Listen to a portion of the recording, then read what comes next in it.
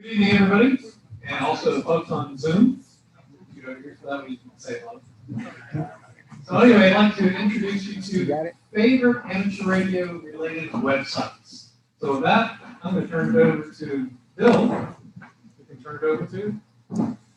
Yeah, the idea is kind of a show and tell, and it doesn't necessarily have to be actual ham related. What I was really looking for was anything that would be interested to the amateur radio community. And we'll start it off with David KA4 KKF. Okay, y'all hear me out there? Bob, Lee, y'all hear me out there on Zoom? Okay, good thumbs up. All right. First website is W1HKJ. Dave over in Alabama. He's a retired IBM software jockey, and he gives us the FL series of software over there.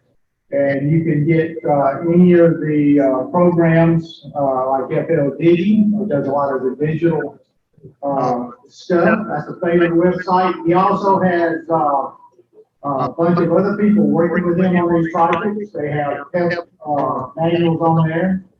And also, they have somewhere down here different versions for different Linux versions and other software. And there is a file on here for sounds. Yeah, sight and sound digital mode. Okay. Let's see that one.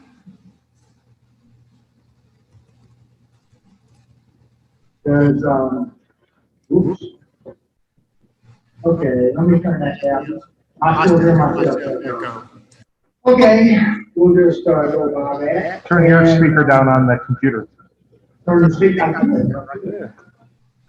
They're in mute. Muted. Got more than one speaker? No.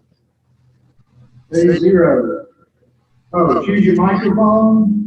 Well, they've got to hear me out there in Zoom, so do that. I got control of the mics, so I have control of the mics. Oh, okay. So Okay, another one of our programs I like to look at is Packet Network Display.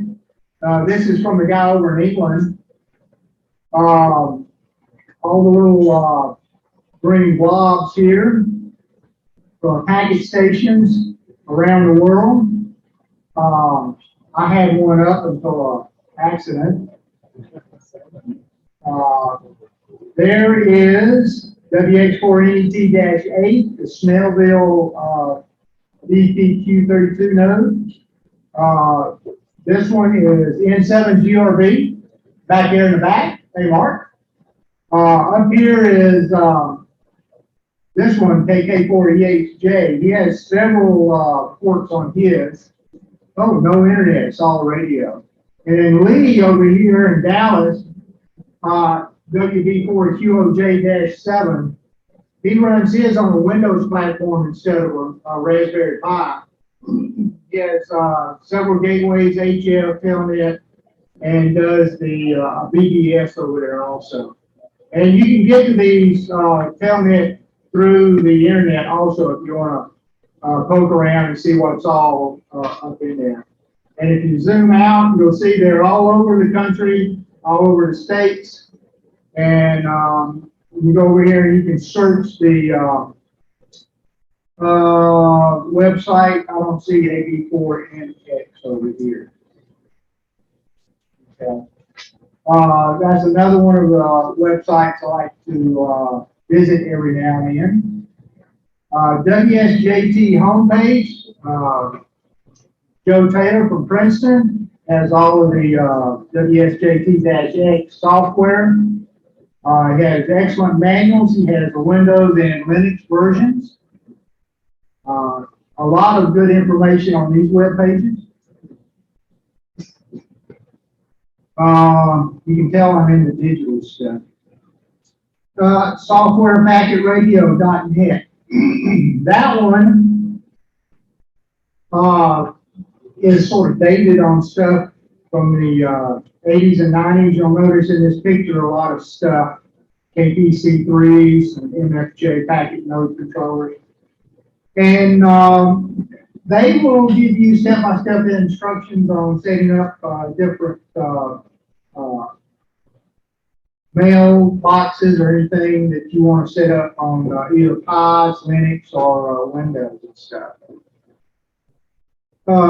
Neat stuff. And they go into explanation of what they're doing for the configurations too.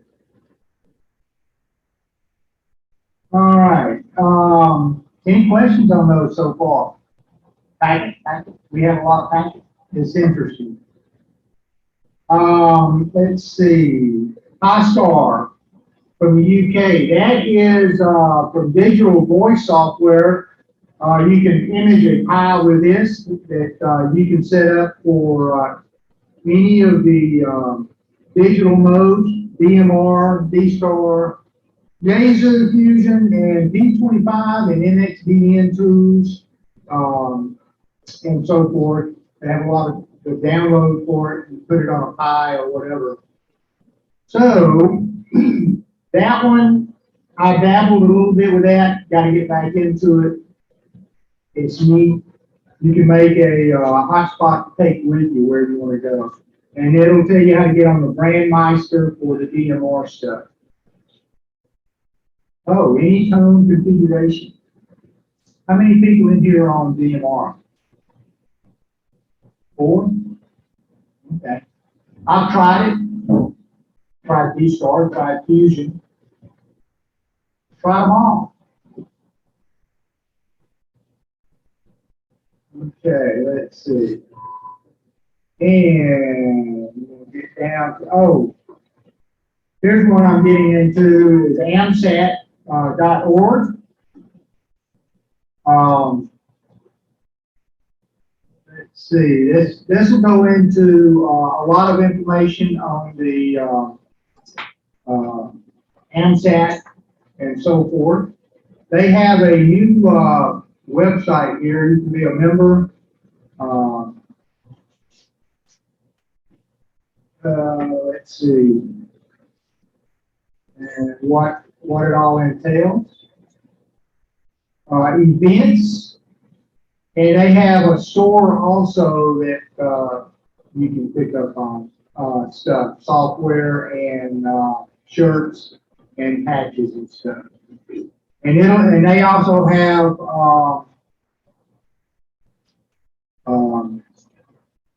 schedules for satellites and when the space station will be broadcasting to schools and stuff like that.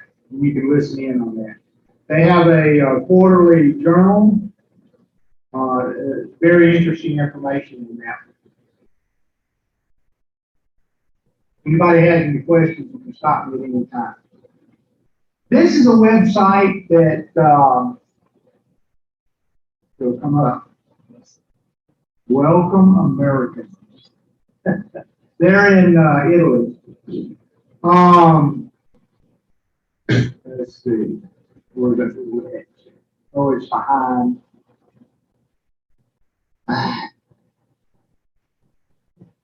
You put it at. Go up to the top. That one? Yeah, and the left ones. Do what? Yeah, that one. That one? Ah, there we go. There's a red X.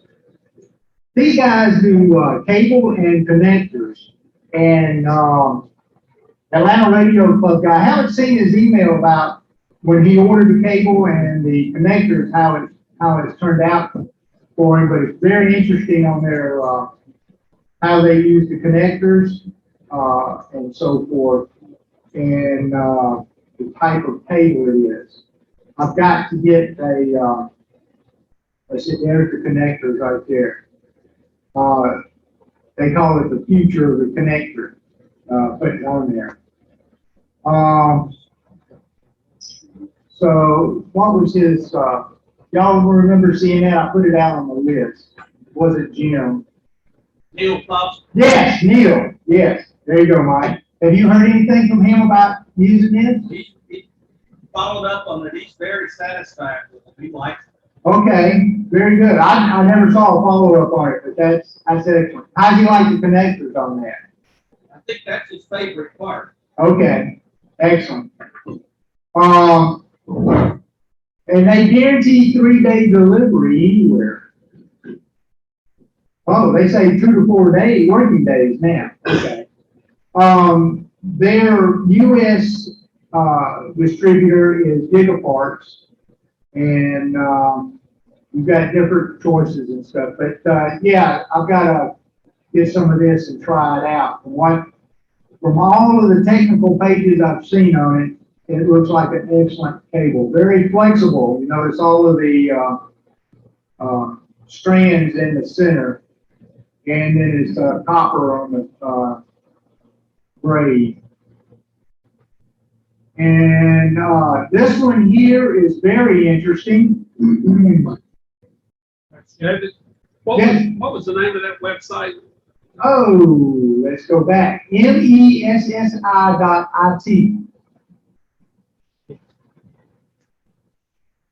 And they have a /en/home.html. Bill has a list of these, right? Right. Okay. Okay. For multis. And we'll put them up on the website under the previous presentations page. Yeah, as soon as they edit out all the stuff here, we'll get it going. Whoops, wrong way. This website, someone put this up, and I started looking at it.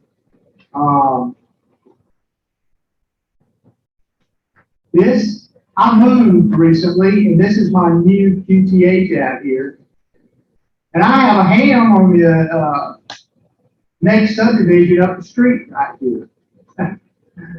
K4RIG. Didn't know that. And then it also shows you how many hams are in your grid square. These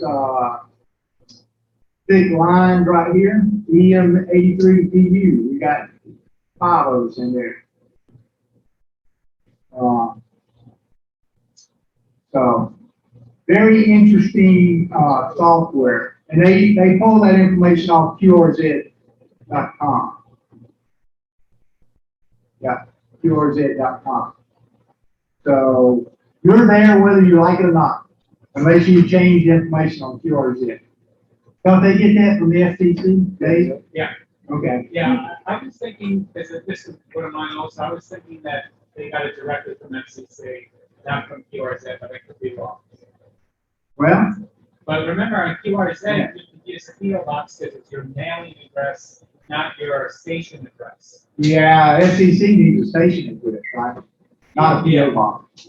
Yeah. But it could be from the FCC, and they just put that link in there so it comes up and goes over there. One other thing, David. Yes, sir. I went to a map that had me sitting out in the middle of downtown Grayson.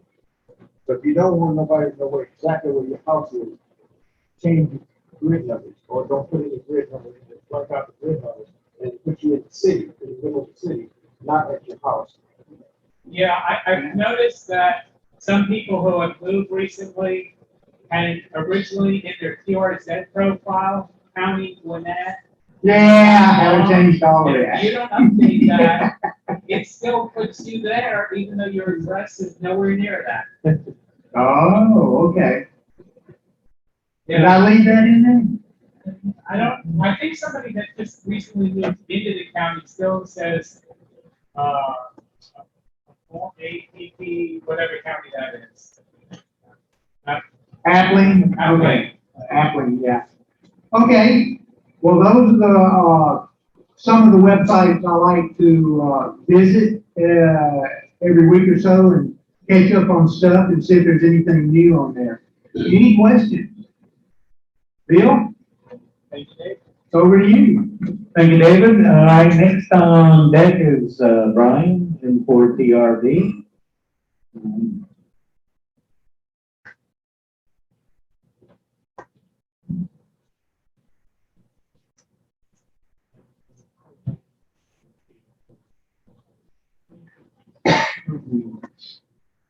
Oh, nice.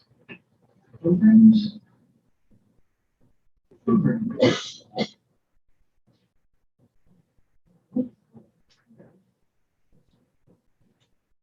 Yeah, I feel actually kind of a bit of imposter syndrome here coming after David, but you know, I listen to QRZ.com, and probably everybody has that, and I do go here multiple times a day.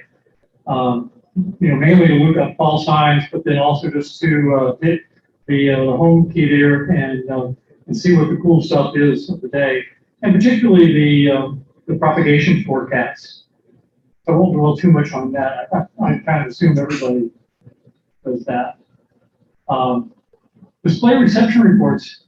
Probably 90% of my operation is 5 watts into a in-fed half wave that's up 20 feet.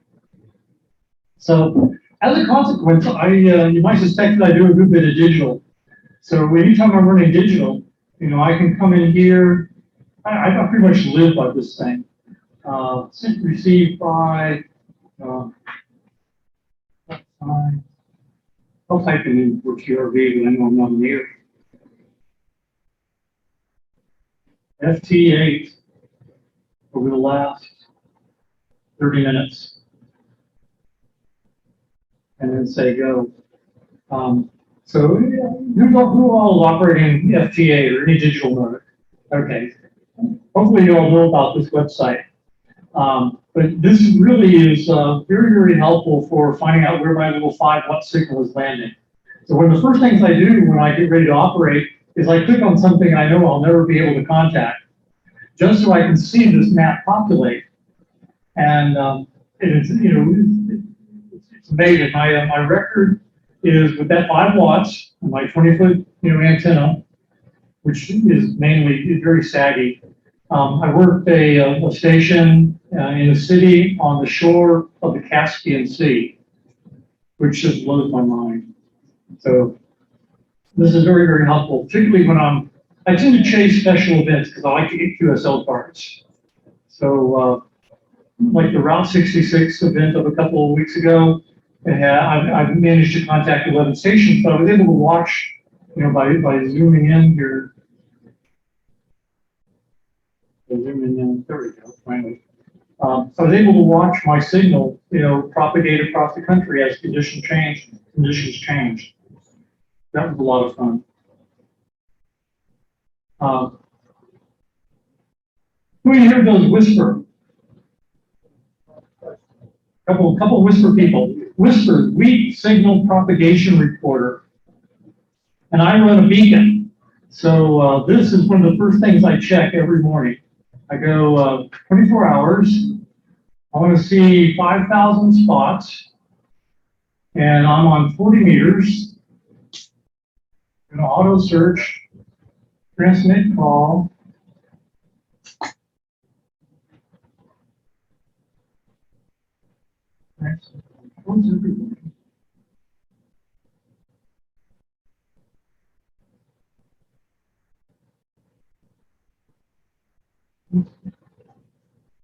That's interesting.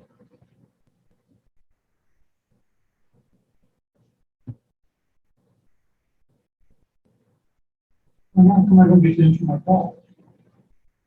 Maybe I just do right here. Oops. Let's see if that works. No, it does. Okay.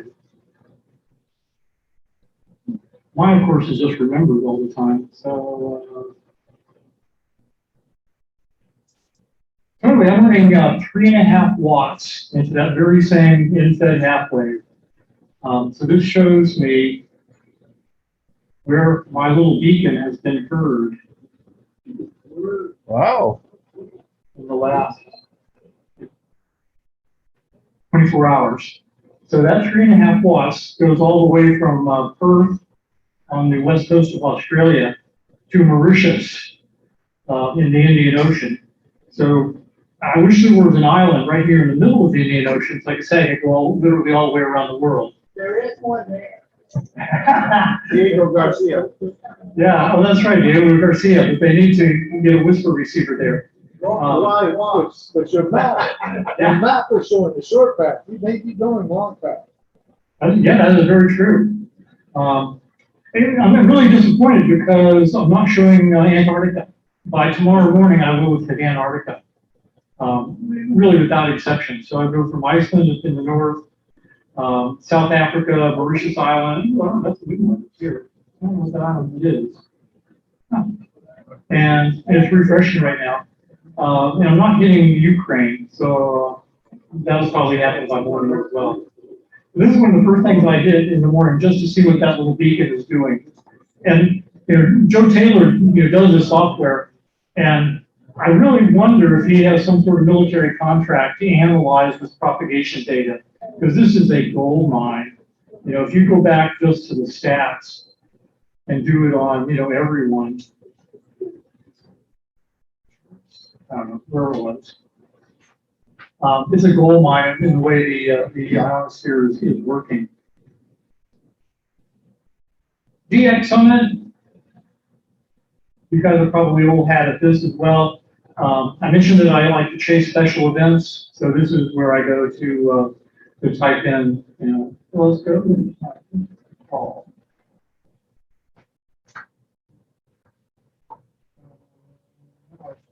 This is a share spot. But anyway, this is where I look for the special event calls and search for those things. What's Oh, that yeah. website? I'm sorry? What's that website? DX Summit. Yeah, dxsummit.fi. Thank you. Yep. That's a good one. And the DX maps gives me more or less a real-time view of propagation, which, considering I'm QRP with 5 watts, is really, really helpful. Yeah.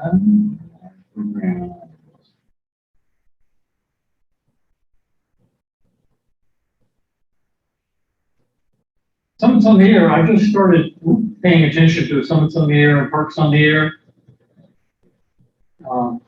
So this allows me to, probably everyone here is probably far more active in those kinds of things than I am.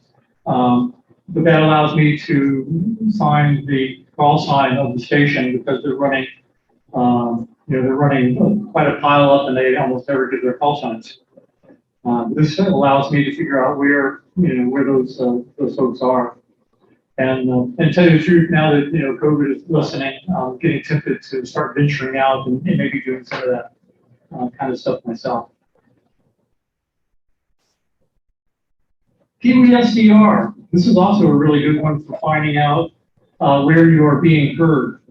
And in a way, I kind of put this on here as being aspirational because I've been wanting to compare some antennas. As you might suspect, I'm not entirely satisfied with my 20-foot, my inch-and-a-half wave that's up 20 feet. And I may go back to using a vertical. I recently took down my vertical that I've had for 35 years because it was no longer resident on any band whatsoever. I think there was more corrosion in it than if there was aluminum left. So I may go back to that. But it'd be kind of cool. Got a question? Yes. Well, I just wanted to comment on the verticals. I put up verticals many times. The problem is if you don't put a pin for those things where they connect together each section, they will wiggle back and forth and shorten themselves completely. On the vertical? Yes. Yeah. Well, I mean, it served me well for many, many years. But when I bought it, I lived in a different house that had a pond right in my backyard. So I mounted it right at the edge of the pond and threw some radials out into the pond. It was, with 100 watts, it worked the world. So I really liked it.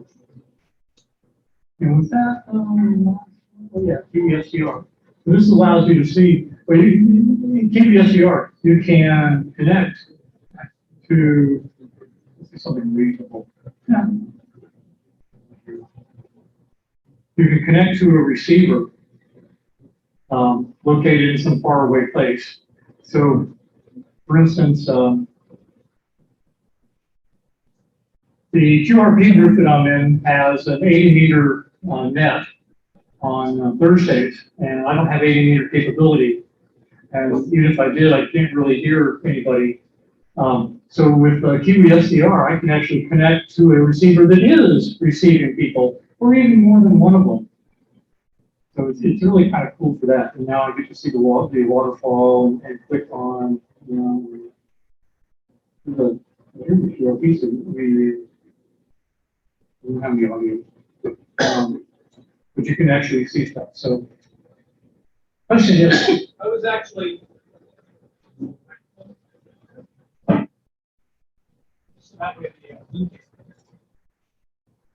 This is gonna be.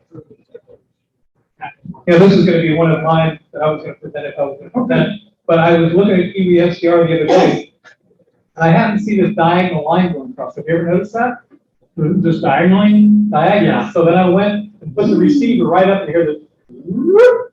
And I just wonder if that's probably an ionoson that's actually changing frequencies to look at the NUF. Because I noticed one got to about 20, 21 megahertz, it kind of like died. But I also, around 20 megahertz, I saw this repetitive pattern, and I bet you it's a Russian woodpecker. You can see it, so you can visually see some of those on there. It's really incredible to take a look at. So there's more than just listen to him. There's some other cool stuff that's going on with this as well. Okay, yeah, and hopefully you can add more to it than I did. I'm glad you've actually clarified that, because I had always assumed it was some joker who, hits transmit and then just spins the dial. So I just thought it was somebody being rude. So maybe there is actually a reason for that. What's a Russian woodpecker? The Russian woodpecker? Yeah, what is that? That's over the horizon radar. Okay. So it's basically radar that uses HF frequencies rather than VHF or UHF. I thought it was pulled out of service. Sorry? I thought the woodpecker was off the air. Well, it's back. Yeah, it's back. And the Cold War is coming back as well. So anyway, that's all that I have. So, Phil, thank you. Thank you, Brian. All right, next up is Dave, W4DTO. Yeah, with Biden, they can get away with anything out of it. What? I said with Biden, they can get away with anything out of it. Yeah, nobody's gonna know.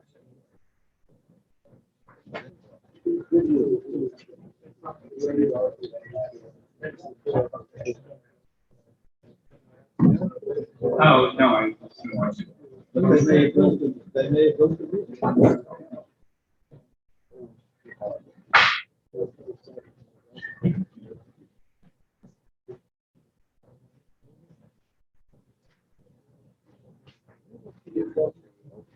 Okay, I'm Dave, W4DTR, for anyone that doesn't know me. So I have a handful of different websites covering different topics, starting with CW.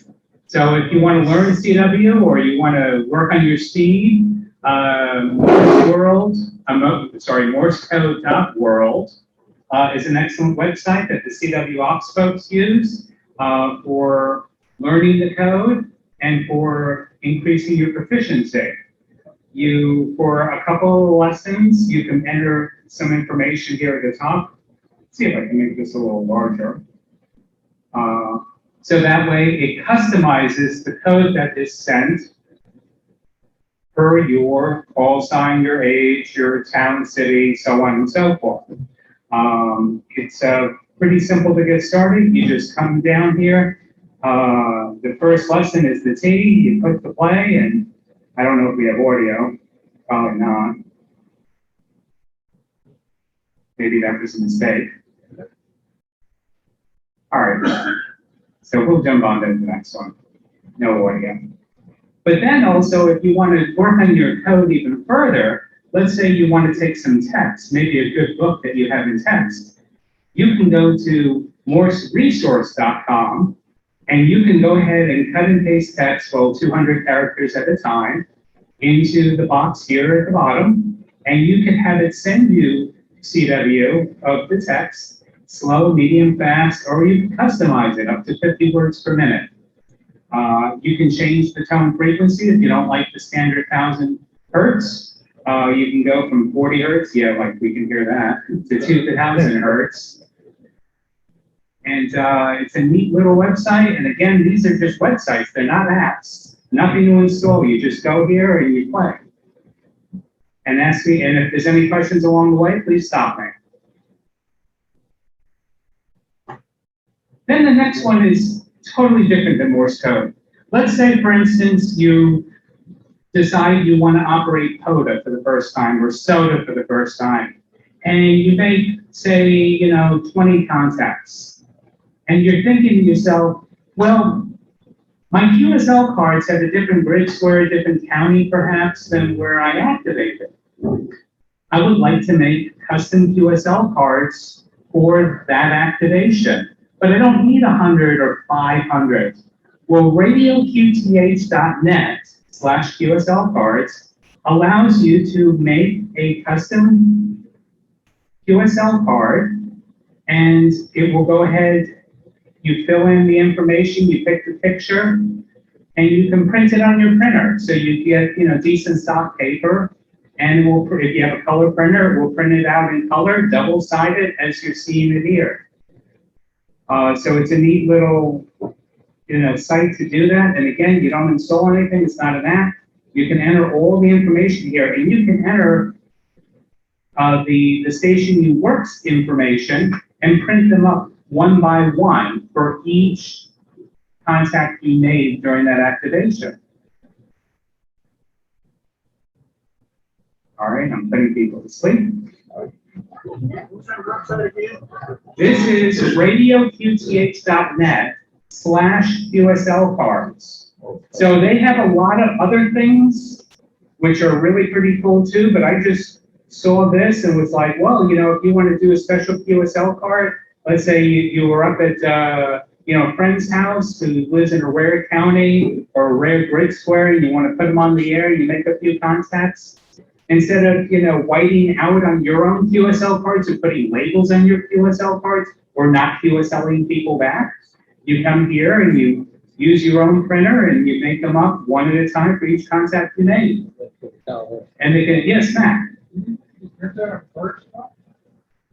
Whatever your printer is capable of doing. So if your printer is capable of, 60-pound paper or cardstock, sure. It's just creating the PDF. You can save the PDF. If you don't have an adequate printer, you can take the PDF to your local print shop. I don't think Kinko's is still in existence. I think that's like FedEx or something, but you get the idea. Any other questions about that one? All right, moving along. So then, totally different subject, time. Let's say you don't have a good, atomic clock in your shack or an accurate method of keeping time in your shack, or you don't have a clock that does UTC. So this website uses the NIST time, not your laptop or computer's time. So it is accurate. In fact, it even tells you here on the lower right, your clock is off by 0.342 seconds. So it is using their time, and it shows you right here in the upper right corner, the UTC time. It shows you the continental United States. It has Alaska up here on the left, Hawaii, Samoa, and it also does shading for which areas of the country are not observing daylight saving time. We can see that here in Arizona. But I find this to be a neat little website. Throw it up on the extra monitor. Yeah, Matt. Does that update your computer clock? It does not. It's not a client. It's just strictly a website. What's the timekeeper on Windows? The application that updates your PC clock. The Dimension 4. Yeah, that's a great little program. I highly recommend it. I think by default it will update your clock every 30 minutes. So it shouldn't get more than, 10th of a second out of whack. What's that? What's the site again? This site is time.gov. This is your tax dollars at work. And I think this is a really good website. I mean, it's simple, it's plain, it's informational. Russell. I've got a radio watch, on the Colorado time up there. Kind of Yeah, it should be. Uh-huh. Except for that UTC and it's. I mean, if you want to get technical for a moment, I'm assuming that it's doing the ping behind the scenes to see the latency between the server and your location and compensating for the display so the time is accurate. That I don't know. I know there's delay, but it's so small, it's microseconds, I'm sure. Yeah. Plus it updates every day, so it's more that it updates, it's been updated for 20 years, so. Yeah, I've got some marathon atomic clocks at home that I absolutely love. And those things update, well, some of them update twice a day, some update 4 times a day. You know, because it doesn't assume that fan conditions are the best at the ideal times. It just tries every 6 hours. So yes, your government money at work, or your taxes at work. Next site. So earlier, David was showing AMSAT, I believe, and he was mentioning, you know, the journal, and you know, you could see where the ISS is. There's this person, n4yo.com, and he has a website that you can track real-time the position of ISS or any other satellite. So right now, ISS is over South America, and it is heading away from us. But you can see the orbital paths on a map, and if you don't want to see ISS, let's say you're getting into satellites for the first time, you could go and look at most tracked, just launched. So you could look up any of the satellites. And not just ham satellites, it tracks everything. And this is n2yo.com. The satellites in orbit. Yeah, so here, amateur radio sat passes.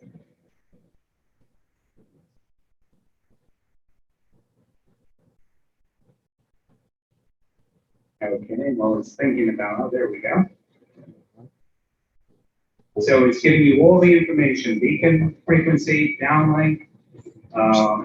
You can track it. So let's see here. Where's a good one to track?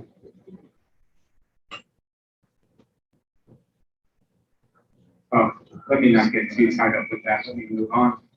Any questions about that one? Tracking satellites. So what's really cool is, you know, you can see the ISS with the naked eye when it passes overhead. So that's a great website, and by default, it's tracking ISS. You just go to the website, you see where the ISS is. A few days ago, it had a near 90-degree pass over Atlanta. So you can see that, you know, on this website. So Brian, I think it was showing DX Summit. And what's the other one that most people started off with? There's another website, DX something or other. Well, I found this website, dxheat.com, that I like better than the other two. I find it's really simple to use. By default, it's just showing you everything, but you have these quick filters listed on the left-hand side of the page. So you can say what modes, and the green means, the button in green means that everything is selected. So if I just want to see phone only, I just come to phone only, click the button, and you see how it, the CW button, the Digi button are no longer in green. And what bands? Let's say I just want to see 40 meters only, and it filters it down to 40.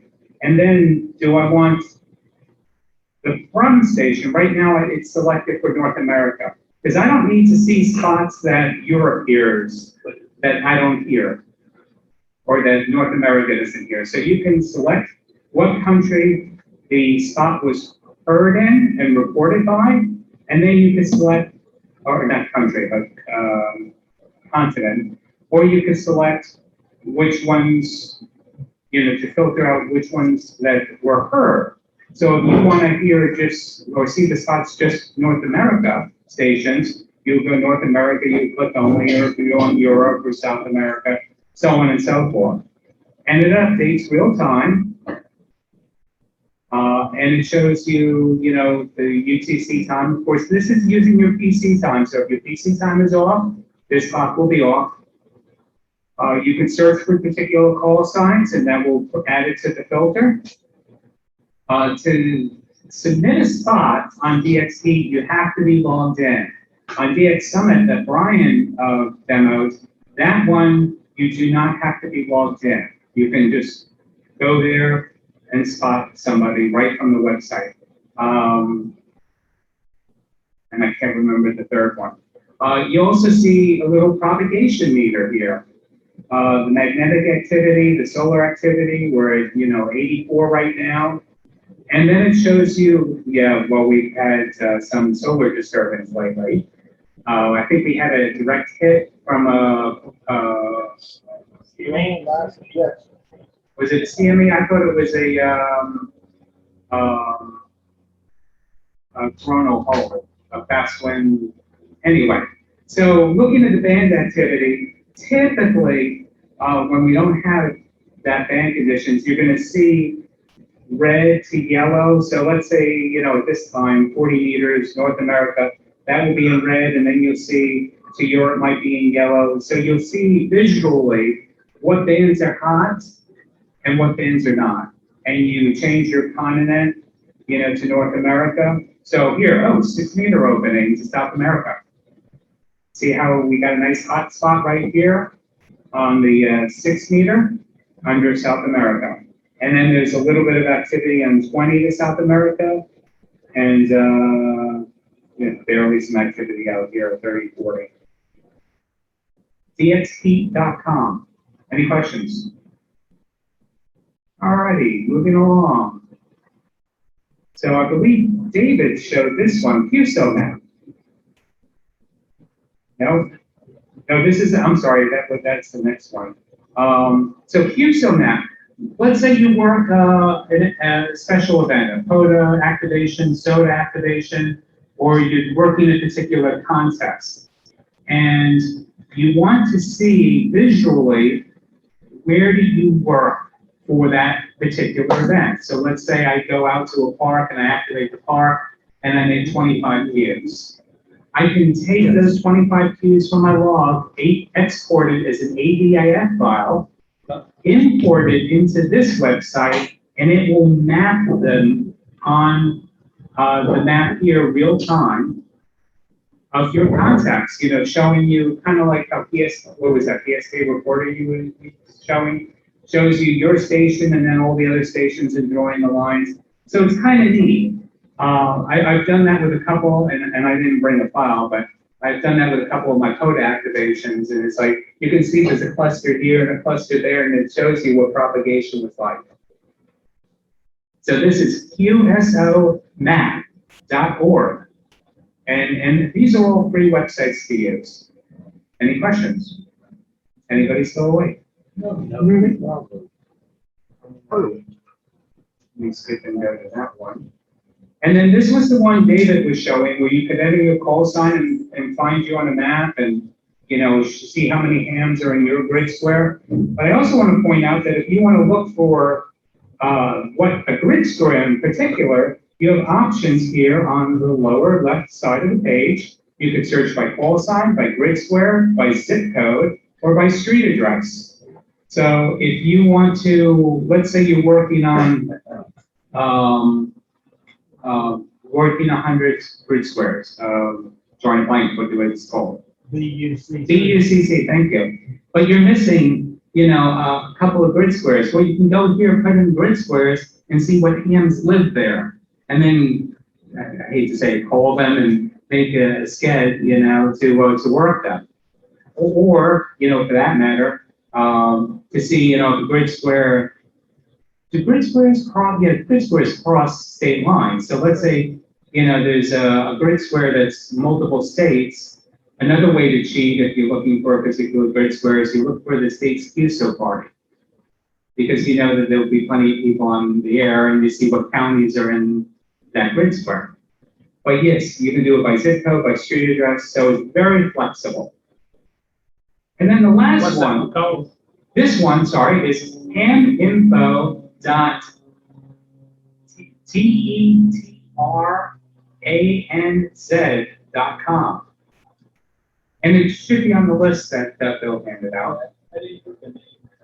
Oh, okay. Yeah, so the name of this website is just simply haminfo.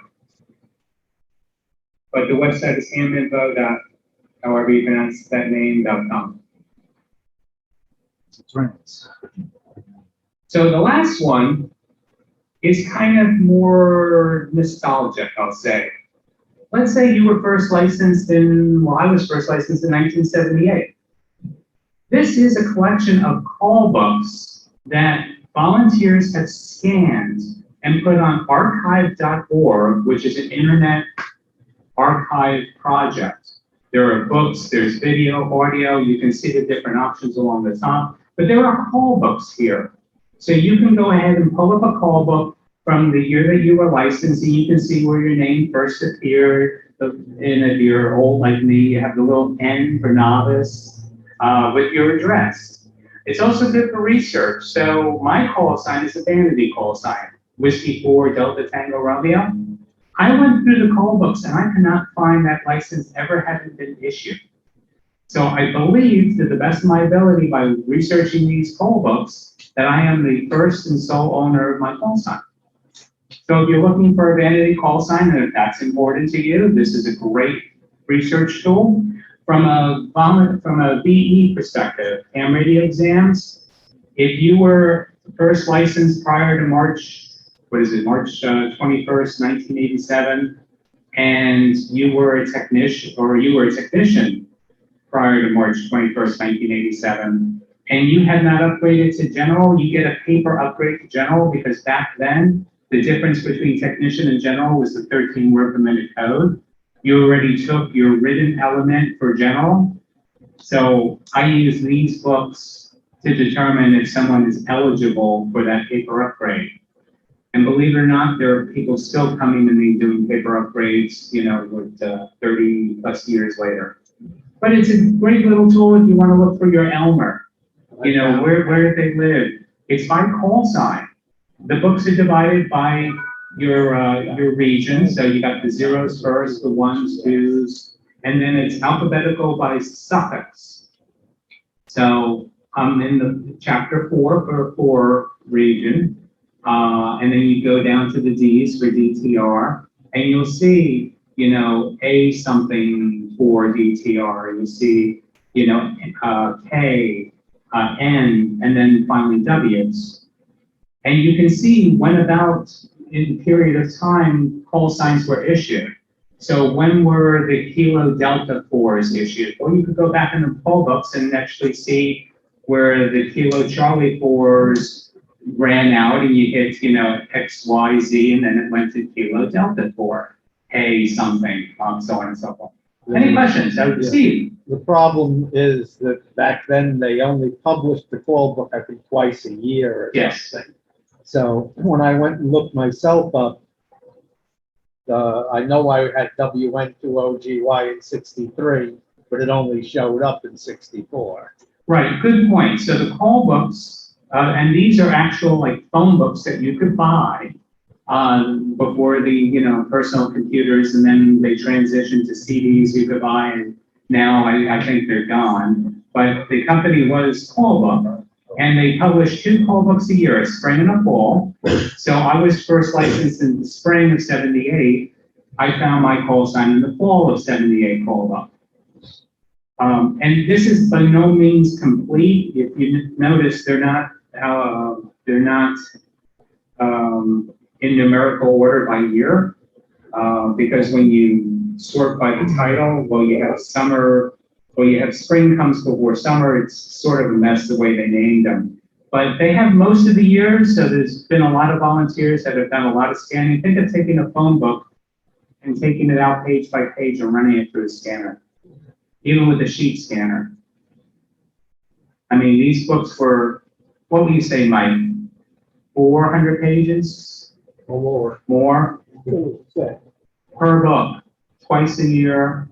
And you can see here 58, 56, 51.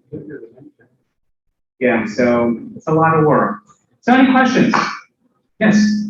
I had a ham that I talked to on the air, and he was asking me about when I first got a license. And I told him my first license was a conditional license, which is same as a general, but I was not near FCC field office. where I could take the test, so I was outside the states. So he said, well, what's a conditional license? They have conditions? I said, the only condition was I was outside of the US, but I got licensed. But I don't think they're issuing those anymore, are they? No, the conditional license was discontinued before I was licensed, and that was 78. Yeah, I got licensed in 75. Yeah, anybody know when the conditional license stopped? I don't know, yeah, because I mean, you know, now it's just novice, tech, general, advanced, extra. And even though if you look, there's a classification for Tech Plus, but there's no Tech Plus hams listed in the FCC database. Why do they still have the classification? I don't know. But yeah, conditional. They're also not testing novices anymore or advanced anymore.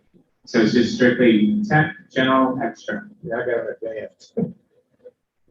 Well, you know, we have exams the second Sunday of every month, right here.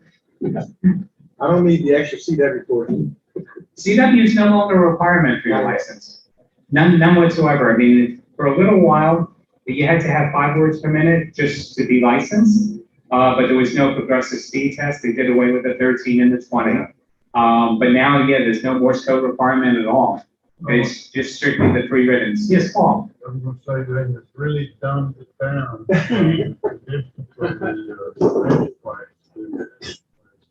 You want me to bring you an amateur extra exam to take? No, I'm saying that the it's like, or FCC, that's a lot tougher than. Yeah, so for people that can't hear what Paul's saying, Paul was saying that the advanced class license exam was a lot more difficult than even the amateur extra, which I've heard from a lot of people. Advanced is the one license I have, well, then in conditional, so the licenses that I never tested for, I was novice, tech, general, extra. Yeah, So I'm an extra medium because I have 13 word per minute code, as opposed to extra light or extra free with no code. Or extra well done.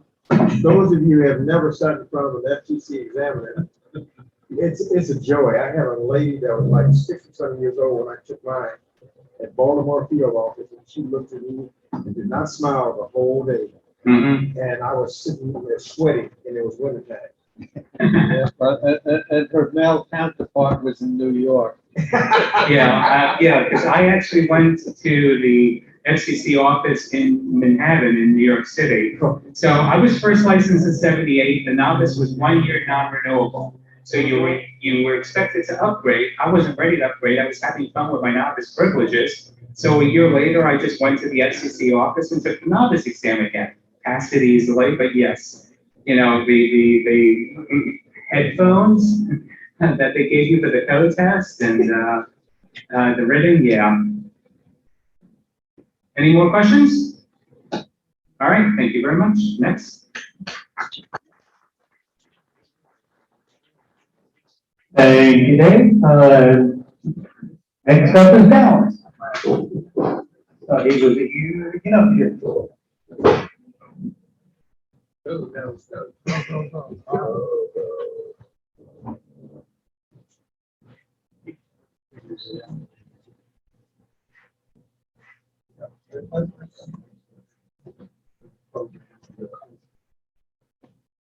Except that's not me. Okay, all right, so I'm gonna start off what we call home. In the background, I've been updating a lot of stuff on this website of ours. Let's just go down here. We have a bazillion of presentations, and this page has been worked over, and Dave's helped me a lot, and we've gotten a lot of our presentations in PDF, some are in PowerPoint, and this is just, it's wonderful. I've been at a lot of clubs, and all of the presentations are shown, and they're gone. They don't collect them, they don't archive them, and you might be able to dig through an email list, or you might be able to go through old newsletters, and they didn't save any of that. It was just printed and destroyed and lost. And while I'm saying that, newsletters, I find it absolutely amazing that newsletters go back and go back and go back and go back. And I just find it wonderful to go through and read these things. And I feel like I've known this club for 20 years because these newsletters keep going and keep going. And for those people in the audience that can't read the monitor, that's 1994 was the. Yeah, 1994, January of 1994. That's the way it's back. And it just goes back like something. Or at the bottom, there's a list to get back to go back to the homepage. There we go. And then just recently, we added a silent key memorial page. And unfortunately, we have a new one. But I just find that we have a vast resource right here in our own backyard. I'd like to see everybody go to our own web page and take a look at it. Okay, next on my list, QRZ.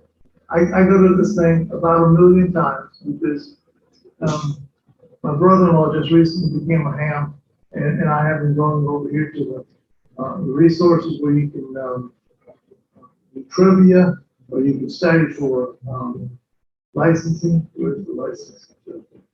Study guide right there. It's a great place to get people started into the hobby.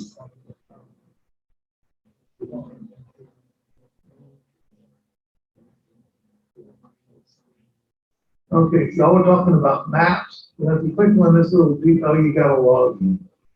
All right.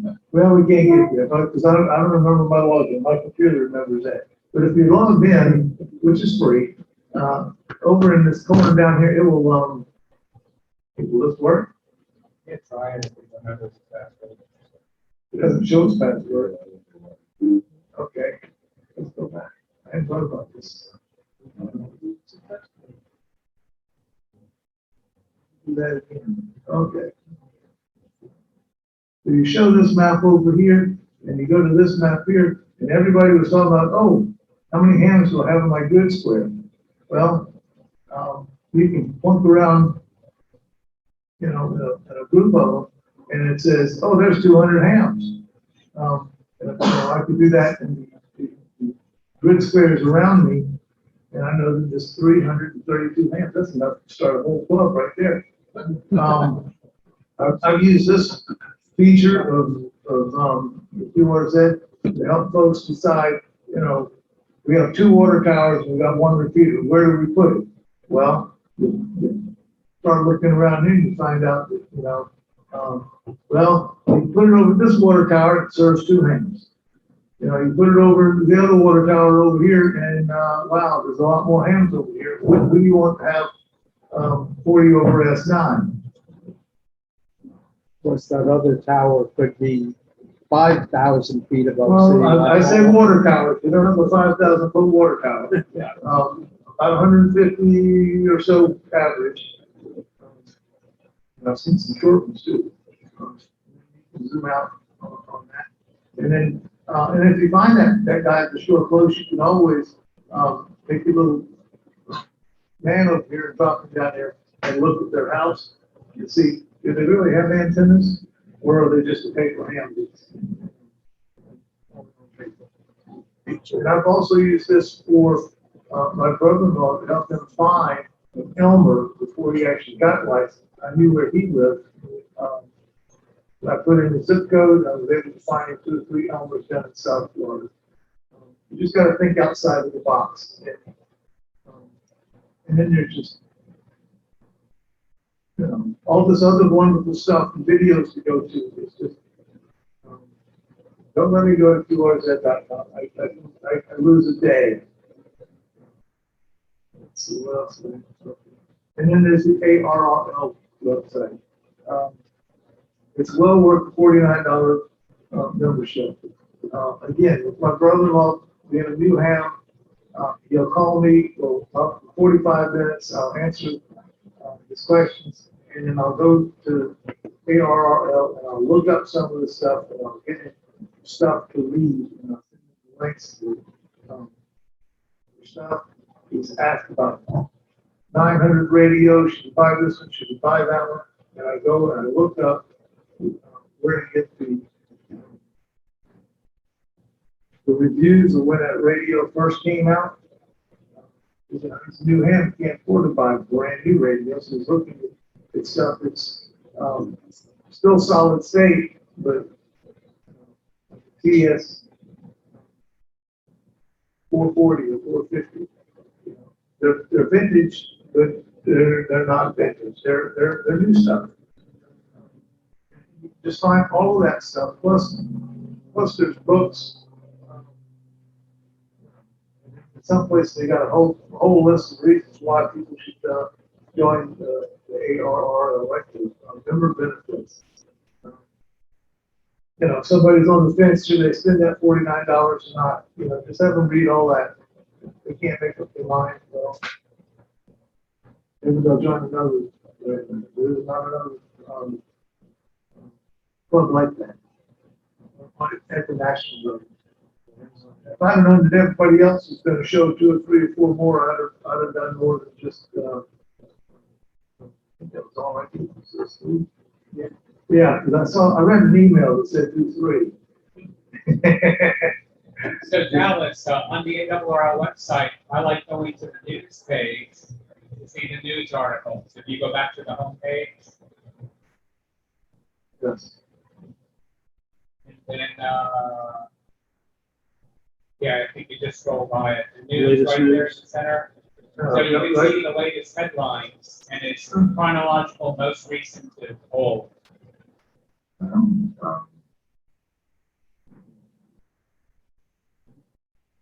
Yes, and we've got that on our website. Yeah, we just have it down here, and we only limit it to these few. I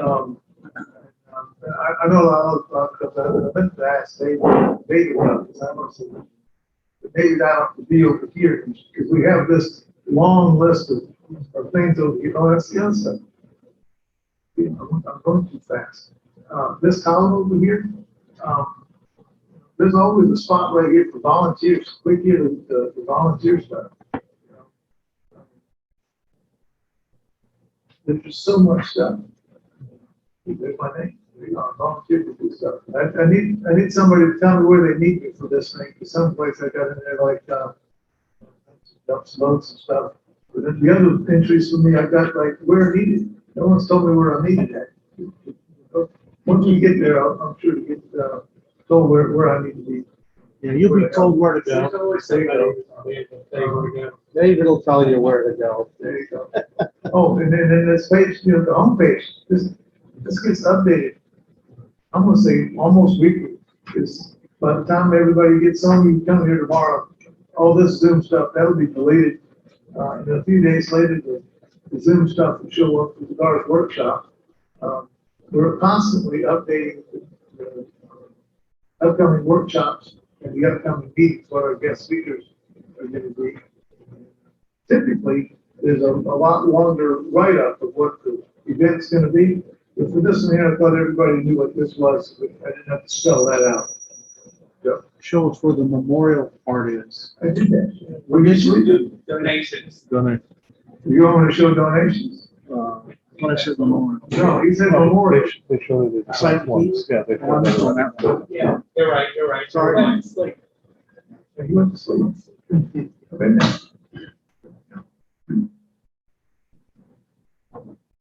So also, I'm going to interrupt here. So also on the homepage, on the lower left, is joining Discord. If you're not on our Discord server yet and you want to join, the link is right there on the lower left. Discord invite to chat room.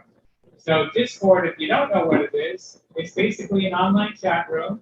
And it's, you have to be approved.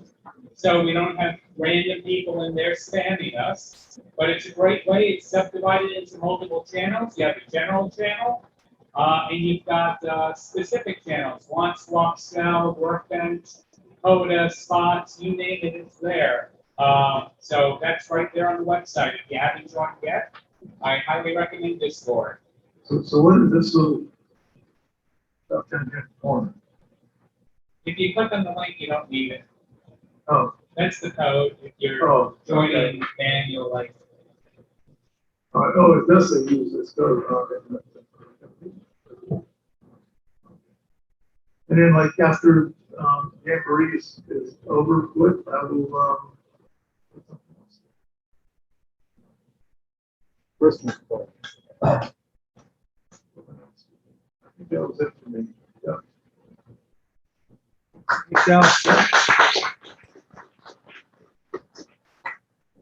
Thank you, Dallas. Is there anybody out there that's got a site that would like to recommend or show? We're almost out of time, but I'm gonna step up and maybe perhaps talk about one or two real quick. K2BSA is a good site.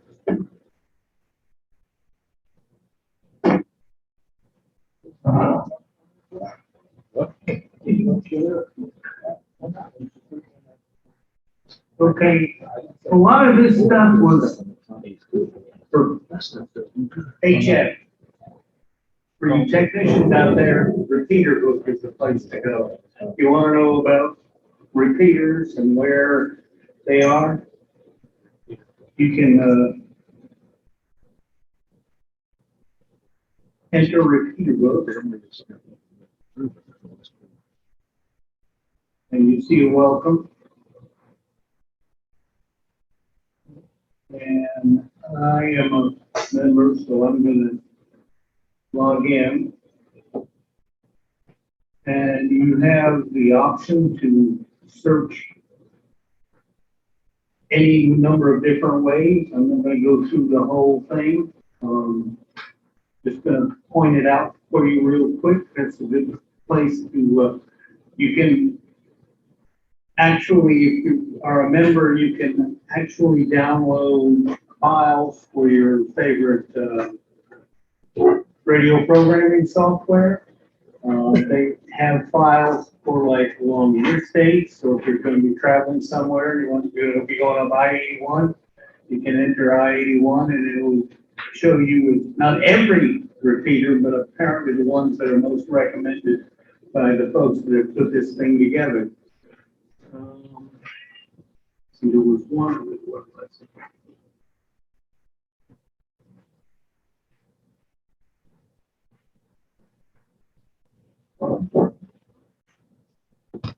A lot of people started out as shortwave listeners. Radio Locator helps you locate AM and FM radio stations. If you get tired of listening to 2 meters or 440, you can put in your zip code or your home location. And really quickly pulls up a list of all radio stations that you can listen to, or theoretically listen to. You can even extend it out to include fringe stations. I used this up there at my daughter's place when I was visiting and wanted to know what kind of stations were in the neighborhood. And a lot of folks started out as shortwave listeners, SWL. And one other one, we don't have audio, unfortunately, but it's called Radio Garden. And it pulls out the globe, and every dot you see there, green dot, is a radio station that you can listen to. The only problem I have with this site is the map is, as you can see, it's terrain and not political. But if we had audio, we could go over here to Africa and pull up one of these stations, and you would actually hear the station playing. Can you hear it through your speakers? Well, David said he muted it. Can we unmute? Because you have a microphone there too. Microphone in the bottom right corner, put the mouse on it, move it from 0 up. I missed that, sorry. Since we're only some time for the drawings, I think I'll end the program right here and now. Sandy, you got a question? With this one? It's called Radio Garden. Definitely just a picture here. So Bill, thank you very much for presenting tonight's group of presentations and coordinating all this. Okay.